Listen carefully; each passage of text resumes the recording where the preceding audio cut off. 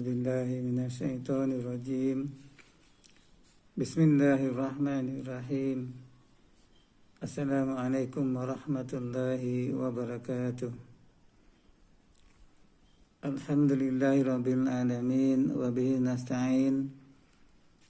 أشهد أن لا إله إلا الله وحده لا شريك له وأشهد أن محمدا عبده ورسوله. اللهم صل وسلم على سيدنا محمد وعلى آله وأصحابه أجمعين.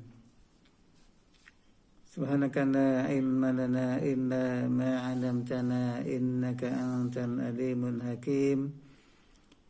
رب اشرح لي صدري ويسر لي أمري واحلل عقدة من لساني يفقهوا قولي. يا أيها الذين آمنوا اتقوا الله حق تقاته ولا تموتن إلا وأنتم مسلمون. Tuan-tuan dan puan-puan sedang pendengar yang dirahmati Allah Subhanahu wa taala. Alhamdulillah, pada hari ini kita bersiaran dalam sidang video ini dalam program takmir anjuran Jais dan Jakim menggantikan kuliah bersemuka pada hari ini 24 hari bulan Mei tahun 2021 menggantikan program bersemuka di Masjid Kampung Sungai Terap, Kuala Selangor. Tuan-tuan hadirin sekalian, semoga mendapat rahmat dan hidayah daripada Allah Subhanahu wa taala, terus berada dalam keadaan gembira dan juga memohon pada Allah Subhanahu wa taala agar wabak yang melanda negara kita dan juga dunia umumnya akan ditarik balik oleh Allah Subhanahu wa taala. Oleh yang demikian, kerjasama daripada kita semua, tuan-tuan dan puan-puan, para pendengar semua, agar sentiasa mematuhi SOP yang telah digariskan, yang telah diatur oleh pihak Jais dan juga kerajaan. Semoga kita dapat mengekang wabak penyakit ini dengan izin Allah Subhanahu wa taala. InsyaAllah, tuan-tuan dan puan-puan, para pendengar sekalian, kita pada malam ini akan membicarakan bab talak. Talak dalam perkahwinan. Maksud talak ataupun arti talak ini ialah dari segi bahasa bermaksud lepas dan terlepas ataupun melepaskan. Kemudian dari segi syarak, ia bermaksud melepaskan ikatan perkahwinan dengan lafaz dan seumpamanya.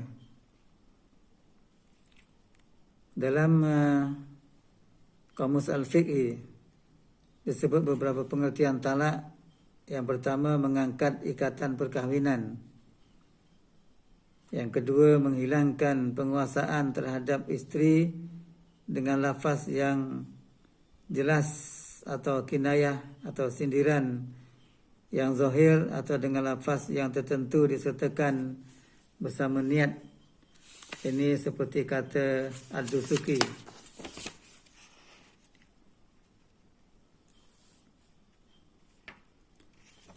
Jadi tuan-tuan hadirin sekalian, tentang pensyariatan talak pula ialah ada disebut dalam Al-Quran, As-Sunnah, iaitu hadis Rasulullah SAW, dan juga ijma' ulama'. Ayat 229 dalam surah Al-Baqarah, Allah menyatakan, At-talaqu marratan fa imsakum bima'rufin aw tasrihum biihsan. Maksudnya ialah talak yang dapat dirujuk 2 kali. Setelah itu boleh rujuk lagi dengan cara yang ma'ruf atau menceraikan dengan cara yang baik. Al-Maraghi dalam tafsirnya berkata, talak yang sah menurut ketentuan Allah Subhanahu Wa Taala hanya 2 kali sahaja. Dan pada tiap-tiap kedua-duanya talak ini terdapat hak rujuk. Jadi menjatuhkan 2 atau 3 talak sekaligus adalah haram, sebagaimana yang dikatakan oleh kumpulan sahabat, antaranya Ibnu Umar radhiyallahu anhuma, Utsman radhiyallahu an, Abdullah Ibnu Mas'ud dan juga Abu Musa al-Asy'ari. Talak dalam firman Allah SWT dalam surah At-Talaq ayat yang pertama, ya ayyuhan nabiyyu iza talaqtumun nisaa fatallaquhunna li'iddatihin. Wahai Nabi, apabila kamu menceraikan isteri-isteri kamu, maka hendaklah kamu ceraikan mereka pada waktu mereka dapat menghadapi iddahnya dengan wajar. Ini adalah 2 ayat Al-Quran yang menyatakan harusnya talak itu. Kemudian as-sunnah pula, itu hadis Rasulullah sallallahu alaihi wasallam, abghadul halali ila Allah ta'ala talaq. Perkara halal yang amat dibenci oleh Allah ialah talak. Riwayat Abu Daud, Ibnu Majah, Al-Hakim dan beliau mensahihkannya. Hadis yang lain pula iaitu hadis daripada Ibnu Umar radhiyallahu an. Hadis riwayat Abu Daud, At-Tirmizi dan Ibnu Majah. Kanat tahti mura'atan uhibbuha wa kana abi yakrahuha fa amarani abi an utalliqaha fa abaitu fa zakirtu zalika lin nabi sallallahu alaihi wasallam fa qala ya Abdullah bin Umar talaqim mura'atak. Maksudnya, aku mempunyai isteri yang aku sayangi, tetapi ayah aku pula tidak menyukainya dan meminta aku menceraikannya. Aku enggan. Lalu perkara ini diberitahu kepada Nabi sallallahu alaihi wasallam. Baginda bersabda, wahai Abdullah bin Umar, ceraikanlah isterimu itu. Ini adalah ijma' ulama. Semua ulama fiqh berpendapat tentang pensyariatan tanpa seorang pun yang terkecuali, tanpa seorang pun yang membantah. Maknanya semua ulama dalam Islam berpandangan bahawasanya boleh berlaku talak ini. Tuan-tuan hadirin sekalian, hikmah pensyariatan pula. Perkahwinan adalah untuk mengekalkan kehidupan berumah tangga pasangan suami isteri. Allah telah mensyaratkan pelbagai hukum dan adab perkahwinan untuk menjamin pengekalannya serta menyuburkan hubungan mereka. Walau bagaimanapun, kadang-kala terdapat suami, isteri atau seorang daripada mereka tidak mematuhinya. Contohnya, suami tidak mementingkan pemilihan pasangan yang baik, atau kedua-dua suami isteri atau seorang daripadanya tidak mematuhi adab pergaulan yang digariskan oleh Islam. Ikuran daripada itu, berlakulah kebencian dan semakin bertambah buruk, sehingga tiada lagi ruang untuk berbaik-baik dan tiada lagi cara untuk persefahaman dan hidup bersama dengan bahagia. Dalam keadaan ini, tuan-tuan dan puan-puan pendengar sekalian, adalah perlu diadakan peraturan sebagai langkah berhati-hati yang boleh dirujuk dalam situasi tersebut. Hal ini adalah membolehkan ikatan perkahwinan itu diungkai dengan mensia-siakan hak kedua-dua suami isteri tersebut apabila tiada sebab lain bagi mereka untuk hidup bersama. Hal ini berdasarkan firman Allah Subhanahu wa taala dalam surah An-Nisa ayat 130. Allah berfirman, wa iyyatafarraqa yughnillahu kullam min sa'atihi wa kana Allahu wasi'an hakima. Maksudnya, jika keduanya bercerai, maka Allah akan memberi kecukupan kepada masing-masingnya dari limpahan kurnia-Nya. Dan sesungguhnya Allah Maha luas kurnia-Nya lagi Maha bijaksana.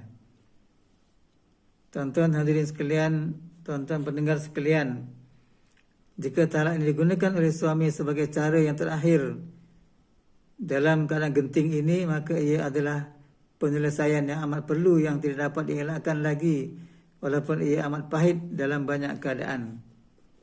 Namun, jika menggunakan talak untuk perkara yang tidak baik bagi memuaskan hawa nafsunya, maka talak itu dianggap halal yang amat dibenci oleh Allah Subhanahu wa taala. Hanya Allah yang mengetahui perkara yang baik-baik dari yang tidak baik, dan kepadanya dikembalikan semua perkara. Tuan-tuan dan puan-puan, para pendengar sekalian, pensyariatan talak adalah lambang kemuliaan syariat Islam. Sebagaimana yang dinyatakan sebelum ini, jelaslah bahawa pensyariatan hukum talak dan natijahnya menurut Islam merupakan lambang kemuliaan syariat Islam.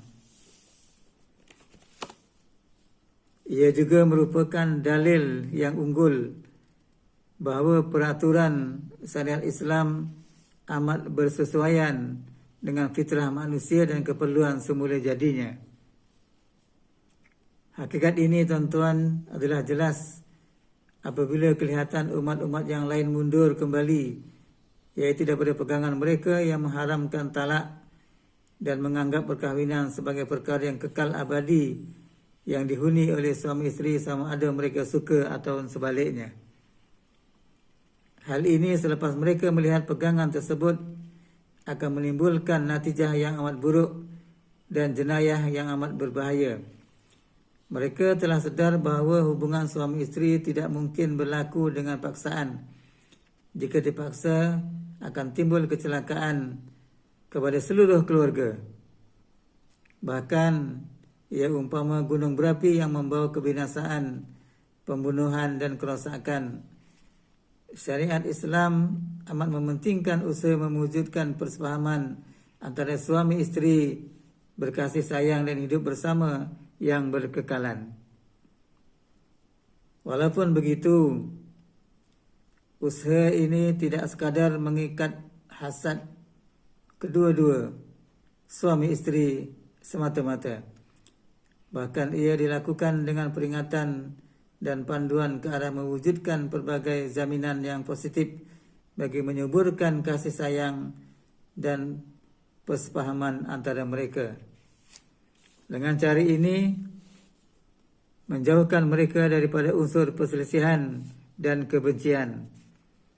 Antara faktor terpenting yang dianjurkan oleh Islam adalah dengan wujudnya pegangan agama yang sahih di kalangan suami isteri, melaksanakan semua kewajipan yang ditentukan serta sentiasa berakhlak mulia sebagaimana yang diaturkan oleh syariat Allah Subhanahu wa taala. Inilah faktor yang memelihara rumah tangga daripada keruntuhan dan juga mewujudkan syariat sebagai undang-undang yang dirujuk jika perlu, iaitu jika pasangan tersebut cuai daripada melaksanakan adab-adab yang telah disyariatkan oleh Allah, maka bagi memelihara kehidupan rumah tangga dan perasaan cinta dan kasih sayang antara mereka. berdasarkan keadaan rumah tangga dan keluarga yang harmoni dan berpegang teguh kepada hukum-hukum Islam dan adab-adabnya, didapati kes-kes perceraian hampir tidak berlaku. Apabila yang dilihat atau yang didengar ialah kebanyakan perceraian yang berlaku dalam keluarga yang bebas daripada ikatan Islam dan terkeluar daripada peraturan-peraturan dan adab-adabnya. Itu tuan-tuan dan puan-puan pendengar sekalian, beberapa penerangan tentang kepentingan talak dalam Islam untuk merungkai kehidupan berumah tangga bagi mereka yang sudah tidak ada persefahaman dalam melaksanakan bahtera rumah tangga. Ialah kadang-kadang tuan-tuan dan puan-puan, kita mengharap panas sampai ke petang, rupanya hujan di tengah hari. Maknanya kita mengharap perkahwinan itu akan sampai ke akhir hayat, tetapi oleh kerana sesuatu perkara yang tak dapat dielakkan oleh suami dan isteri, maka berlakulah perceraian. Maka perceraian itu adalah satu yang dibolehkan dalam Islam, tetapi dia ada mengikut syarat-syarat yang tertentu yang digariskan oleh Islam, supaya kita dilihat Islam ini adalah satu agama yang berperaturan, yang berperadaban dan yang terbaik untuk kita laksanakan dalam kehidupan kita seharian. Jadi tuan-tuan, para pendengar sekalian, untuk malam ini setakat ini saja. Semoga kita sentiasa berada dalam lindungan Allah Subhanahu Wa Taala dan berkekalan dalam keadaan menjaga hubungan suami isteri sehingga ke akhir hayat. Semoga ada keberkatan dan keharmonian dalam kehidupan berumah tangga, dan kedua ibu bapa ataupun suami isteri dapat membentuk keluarga yang sakinah, mawaddah, warahmah, dan itulah yang dikehendaki oleh Islam sebenarnya. Sebelum saya mengakhiri kuliah online pada malam ini, sama-samalah sekali lagi saya menyeru kepada diri saya dan juga tuan-tuan dan puan-puan pendengar sekalian, sentiasa menjaga SOP yang telah dipandukan oleh JAIS dan juga pihak kerajaan, supaya kita dapat mengekang penularan wabak COVID-19 ini dan kita dapat hidup normal seperti sebelumnya, dan kita dapat bergerak dengan bebas tanpa ada rasa takut dan juga bersalah. Setakat ini saja untuk malam ini. Wallahu a'lam bishawab. Aqulu qawli hadza. Assalamualaikum warahmatullahi wabarakatuh.